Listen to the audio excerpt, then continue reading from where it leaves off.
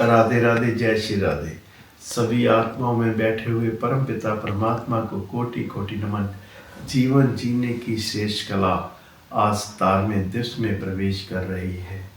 मेरी प्यारी आत्माओं, आज हम विचार करेंगे अति पर।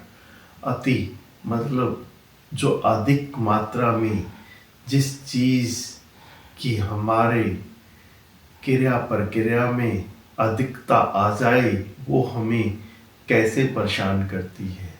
जैसे दाल सब्जी में नमक की मात्रा अधिक होने से वो टेस्टलेस हो जाती है, वैसे ही हमारे जीवन में ऐसी बहुत सी चीज़ों की अति आ चुकी है जिससे हमारा जीवन अस्त व्यस्त हो चुका है। विचार करें, सबसे पहले तो पैसे की अति। पैसा हमारे जीवन की ज़रूरतों को पूरा करने के लिए होता है, पर आज पैसा कमाने के लिए हम अपना पूरा तन मन धन लगा देते हैं, अपने स्वास्थ्य का ध्यान नहीं रखते। वही पैसा हमें बाद में परेशानियों का कारण बन जाता है हमारे लिए। फिर उसी पैसे से हम अपने स्वास्थ्य की सुरक्षा करना चाहते हैं, तो ये पैसे की अति हमारी मानसिकता को और हमारे शरीर को परेशान कर रही है। विचारों की अति, किसी की कही हुई 15 सेकंड की बात को हम चिंतन करते करते इस हद तक खो जाते हैं कि अपने मानसिकता को भंग कर लेते हैं। यहाँ तक ऑफिस की कही हुई बात हम अपने संसार में, घर संसार में खुशियों को आग लगा देते हैं, और घर की कही हुई बात ऑफिस में हम क्या क्या नहीं उसका दुष्परिणाम देखते। मेरी प्यारी आत्माओं, हमें विचार करना होगा।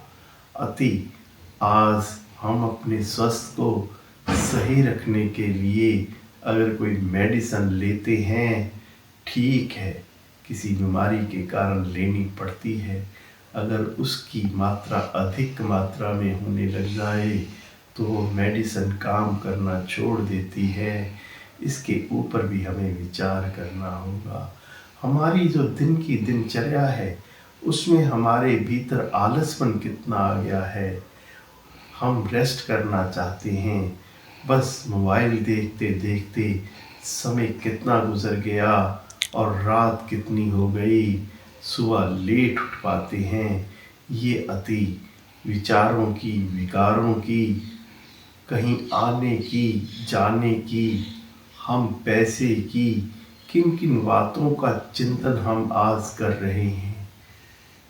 अगर हम देखें तो हमारे भीतर छल कपट की नीति कितनी आ चुकी है, ये कितनी अति कर रही है, और उस अति के कारण जो हमारे कर्म बनते हैं वो हमें किस दिशा की ओर लेकर जा रहे हैं। जब अति विनाश का कारण बनती है, फिर हम सर पकड़कर बैठते हैं, सोए आंखों में आंसू के और कुछ नहीं रह जाता।